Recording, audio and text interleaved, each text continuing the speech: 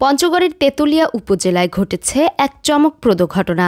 উপজেলার তেতুলিয়া ইউনিয়নের রণচণ্ডী নদী ঘেঁষা পিঠাখাওয়া গ্রামে হাবিবুর রহমানের পানের বরজ থেকে উদ্ধার হয়েছে প্রায় 7 ফুট লম্বা একটি অজগর সাপ। ঘটনার শুরু দুপুরে। বরজ দেখতে গিয়ে হঠাৎ বিশাল অজগর সাপটির মুখোমুখি হন হাবিবুর রহমানের পুত্রবধূ মাইমুনা আক্তার। অপ্রত্যাশিত দৃশ্য দেখে তিনি ভয়ে অসুস্থ হয়ে পড়েন। সঙ্গে সঙ্গে তার শাশুড়ি আনোয়ারা বেগম চিৎকার করে ওঠেন, সাপ সাপ! গ্রামের মানুষ দৌড়ে এসে ভিড় জমায়, আর মুহূর্তেই খবর ছড়িয়ে পড়ে সোশ্যাল মিডিয়ায়। পরে বিকেলের দিকে বন বিভাগের কর্মকর্তারা ঘটনাস্থলে পৌঁছে সামান্য আহত অবস্থায় অজগরটিকে উদ্ধার করেন এবং নিয়ে যান নিরাপদে। এই সাপটা ধরা পড়ছে রণচণ্ডী হাই স্কুলের এখানে। এটা কিছু মানুষ দেখছিল, মানুষ দেখার পরে বন বিভাগে ফোন দেয়, পরে বন বিভাগের মানুষ যায় ওখান থেকে উদ্ধার করে নিয়ে আসে।